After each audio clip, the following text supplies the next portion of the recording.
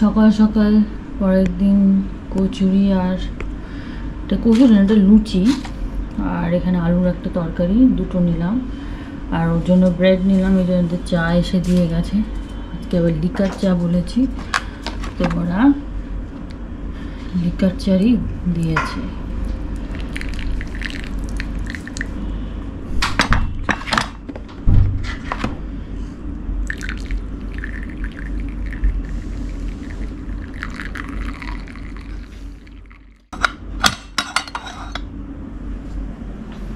Good morning.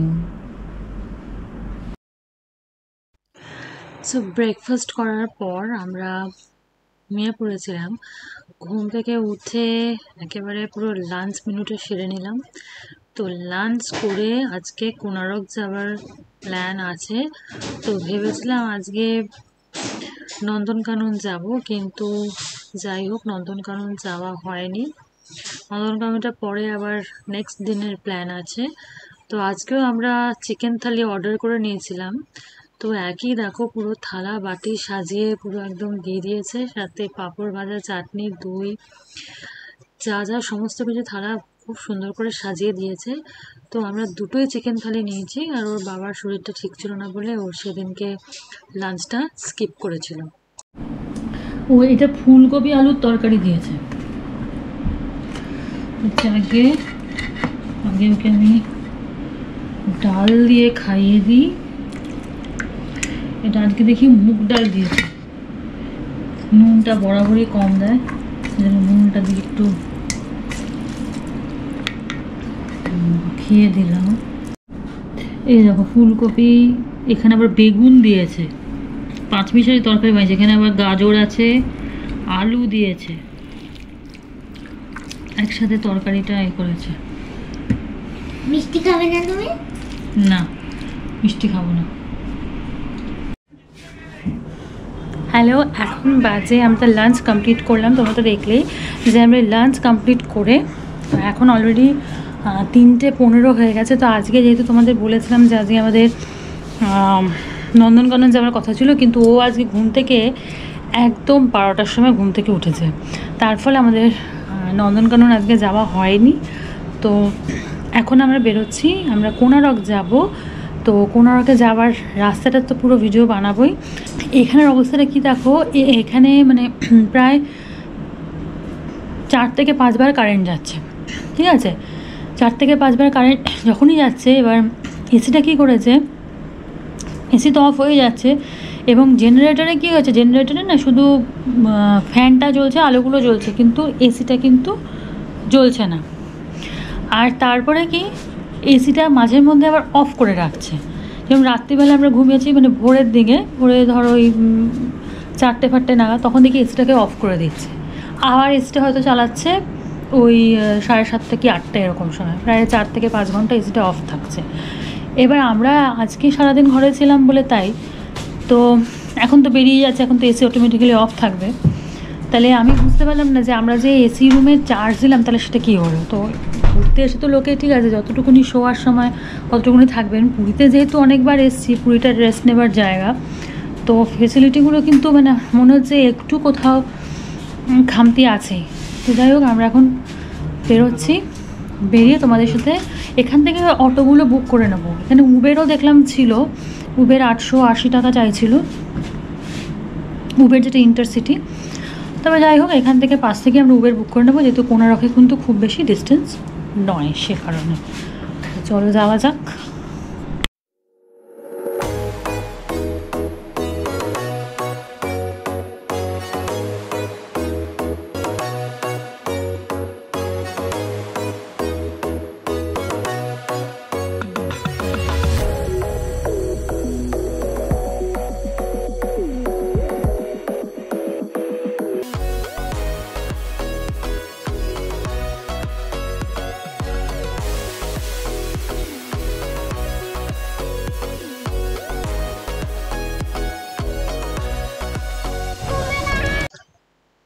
তো আমরা চন্দ্রভাগা বিচে নামলাম। এই চন্দ্রভাগা বিচে দেখলাম অনেকেই কিন্তু এখানে চান করছে, এবং চন্দ্রভাগা বিচও কিন্তু পুরো একদম জমজমাট। যদিও স্বর্গদ্বারের বিচের মতো নয়, চন্দ্রভাগা বিচটা একটু নিরিবিলি, একটু শুনশান।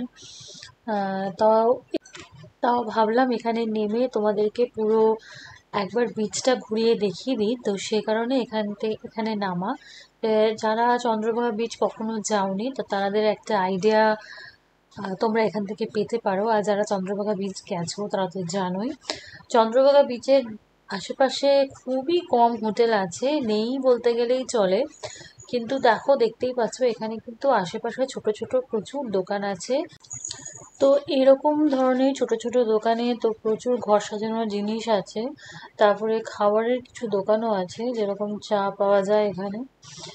তো আমরা এখানে দাঁড়িয়ে চা খাইনি, তো আমরা একেবারে ডাইরেক্ট কোনারকে গিয়ে সেখানে চা, আইসক্রিম এসব খেয়েছিলাম। তো দেখো এখানে এই ধরনের বাইকগুলো যেগুলো দেখতে পাচ্ছ, এগুলো পুরো তোমার এই সি বিচের এক চক্কর ঘুরিয়ে ঘুরিয়ে দেবে। তো আমরা এই বাইকে উঠিনি, অনেকেই দেখছিলাম উঠছিল। তো এই ধরনের বাইক রাজস্থানেও ছিল, তো আমরা সেখানে এই বাইক রাইডটা নিয়েছিলাম, কিন্তু এইখানে এসে আমরা এই বাইক রাইডটা নিইনি। আর এই চন্দ্রভাগা বিচ কিন্তু দেখতেই পাচ্ছ যে অনেক কিন্তু ভিড় কম এখানে, লোকজন আছে এখানে, চানও করছে, বহু মানুষ এখানে দাঁড়িয়ে আছে, কিন্তু ভিড় কম্পারেটিভলি অনেকটাই কম। এখানে দাঁড়িয়ে থাকতে বেশ ভালো কিন্তু লাগছিল, যেহেতু কি এখানে দোকানপাটটা খুব কম আছে, চেঁচামেচি কিচিমিচি এগুলো কম আছে, তো একটা শান্ত নিরিবিলি পরিবেশ, তুমি দাঁড়িয়ে থাকতে পুরো সি বিচের এনজয় করতে ভালোই লাগবে।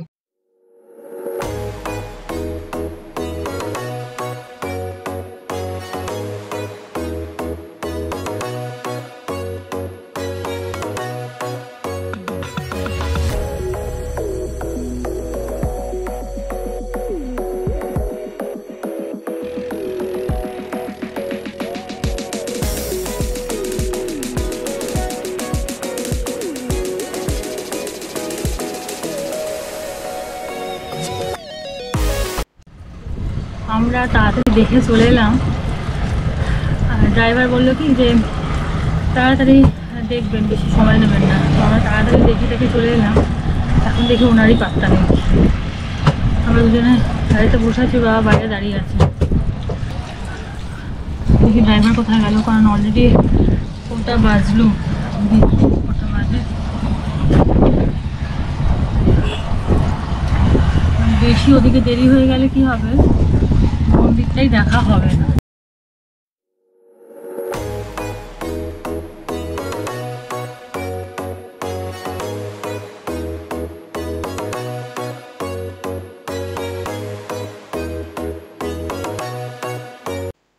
তো আলটিমেটলি আমরা কোনারক মন্দিরের সামনে চলে এসেছি।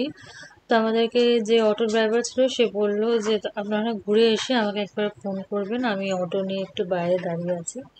তো আমরা ভেতরে ঢুকে পড়েছি। তো ভেতরেই হচ্ছে টিকিট কাউন্টার।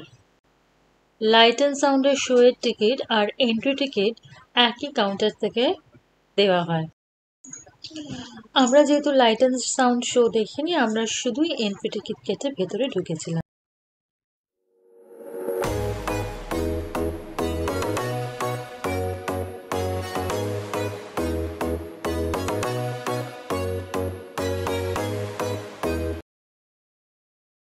আমরা যখন মন্দিরে পৌঁছালাম তখন অলরেডি 5টা বেজে গেছে। এই মন্দিরে আসতে আমার এত বেশি ভালো লাগে, মানে এত সুন্দর তার আর্কিটেকচার, মানে মুগ্ধ হয়ে দেখার মতো। এবং এখানে প্রচুর এরকম সিটিং অ্যারেঞ্জমেন্ট করা আছে যে লোকে বসে বসে মানে মুগ্ধ হয়ে দেখতেই থাকো দেখতেই থাকো। তো অনেকেই দেখি এখানে ফটোশ্যুট করছে। তো দেখো এই গরমের মধ্যেও যে প্রচুর মানুষ কিন্তু দেখো এখানে ভিড় করে এসেছে, এবং শুধুমাত্র কলকাতা থেকে এসছে তা নয়, অনেক বিভিন্ন জায়গা থেকেও এসছে। এই মন্দিরে যেটা দেখছো এটা পুরো একটা রথের শেপের, আর এই চাকাগুলো হচ্ছে সেই রথের চাকা।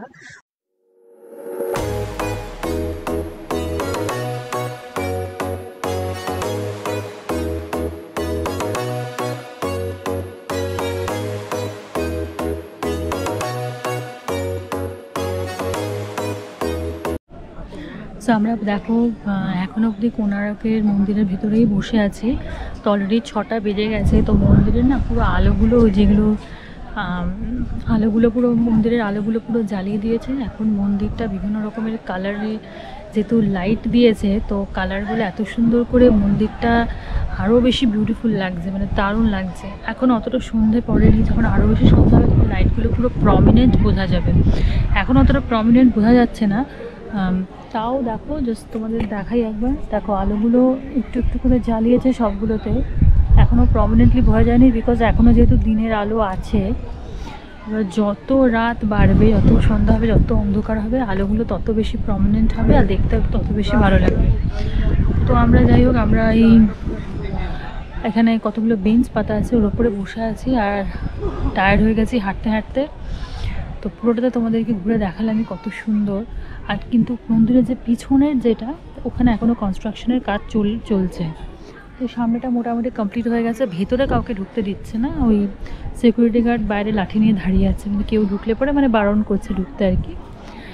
তো যাই হোক, আমরা ভিতরে ঢুকিনি, বাইরে থেকে যা ছবি তোলা তুলেছি সবাই তাই করছে। তবে এখানে অনেকগুলো গাইড বলছে যে আমাদেরকে হায়ার করুন, আমরা সমস্ত কিছু বুঝিয়ে দেবো, ফটো তুলে দেবো। তো আমরা গাইড হায়ার করে নিই, বিকজ এর আগেও আমরা এখানে অনেকবার এসেছি, 2-1বার এসেছি, ওই জন্য গাইড আর আলাদা করে হায়ার করে নিই। বিকজ সবই তো মানে জানাই আছে, আরেকবার করে যাচ্ছি এসছি যখন একবার ভিজিট করা। তো অটো তোমাদের তখন বললাম, অটো আমাদের কাছ থেকে 1400 টাকা নিয়েছে। যে উবের যে ইন্টারসিটিটা যেটা বুক করছিলাম, সেটা মানে যেটা ভাড়াটা যেটা দেখছিলাম ফেয়ারটা, সেটা দেখাচ্ছিল 800 কত টাকা। তো দেখলাম যে যাতায়াতে যদি 800 টাকা হয় পার একটা ট্রিপ, তাহলে দুটো মিলিয়ে 1600 টাকা হচ্ছে। তাও এখানে আমার 200 টাকা যাই হোক সেভ হয়েছে। তো তোমরা বার্গেনিং করে করতে পারো। তো যাই হোক, আমাদেরকে তখন থেকে বলছো যে বেশি ওয়েট করতে হবে না তো, বেশি ওয়েট করতে হবে না তো। তো আমি বলছি না, খুব বেশি ওয়েট করতে হবে না। দেখো পিছনের আলোগুলো কিরকম জ্বলছে আস্তে আস্তে, প্রচণ্ড কিন্তু হাওয়াও দিচ্ছে এখানে, বল। হ্যাঁ, দেখো এগুলো সবই কাজু, প্রচুর আছে কাজু আর পোস্ত। ওরা এসে বলছে যেখান থেকে কাজু আর পোস্ত কিনতে, ডাবও আছে। এটা মন্দিরের এক্সিট গেটটা, কি ভিড় দেখো।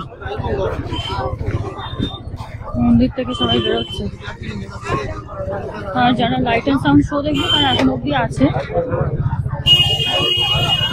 ফুচকার দোকানে কত ভিড়। তো এখান থেকে এইমাত্র ফুচকা খেলাম। তো আইসক্রিমের স্টল দেখে দাঁড়িয়ে পড়েছি, তো এখান থেকে কিনে নিচ্ছি আইসক্রিম। তো ওরা দুজন আইসক্রিম খেয়েছে, আমি খাইনি। আমি তো তোমাদের আগেই বললাম যে ফুচকা খেয়েছি। তো ফুচকাটা দেখে এত লোভ লাগছিল, মনে হচ্ছিল যে ফুচকাটা খাই। তো ফুচকাটা বেশ সুন্দর করে মেখেছিল, মানে পেঁয়াজ কুচি টুচি দিয়েছিল, তো কাঁচা পেঁয়াজ দিয়েছিল। তো কাঁচা পেঁয়াজ দিয়ে আলু মেখে, ওই আলু মাখা যে ফুচকাটা হয় ওটা খেতে আমার খুব ভালো লাগে। তো এক্স্যাক্টলি যেভাবে আমার ভালো লাগে ঠিক এক্স্যাক্টলি সেভাবেই বানাচ্ছিল, ওই জন্য খেয়েছি। দেখো তো ও বলছিল যে আমি ওই স্টিক আইসক্রিম খাবো। আমি বললাম যে একেবারে না, গলে গেলেই গলে পড়ে যাবে হাত থেকে, তার থেকে কাপে খাও অনেক বেটার। তো তো আইসক্রিম খেয়ে, ফুচকা খেয়ে, তারপরে আমাদের আমাদের অটো যেখানে দাঁড়িয়েছিল, আমরা তারপরে সেখানে চলে। তো স্বর্গদ্বার ঢুকতে ঢুকতে প্রায় 8টা বেজে গেছিলো। তো সেদিনকে আর আমরা পুরী বিচে বসিনি, ডাইরেক্ট হোটেলেই ফিরে গেছিলাম। বিকজ সারাদিন ব্যাপার ছিল, খুব টায়ার্ডও ছিলাম, আর অটো করে অতটা দূর যাওয়া, এই জন্য কোমর পিঠ ভালোই ব্যথা হয়েছিল। তো একটু টাকা বাঁচাতে গিয়ে একেবারে শরীরের উপর অত্যাচার হয়ে গেল। তো আজকের ভিডিও এই পর্যন্তই। দেখা হচ্ছে তোমাদের সাথে নেক্সট পার্টের পুরী সিরিজের ভিডিওতে। আজকের ভিডিওটা কেমন লাগলো তা লাইক কমেন্ট করে জানাবে। ভিডিওটা ভালো লাগলে প্লিজ শেয়ার করো। Thanks for watching the video.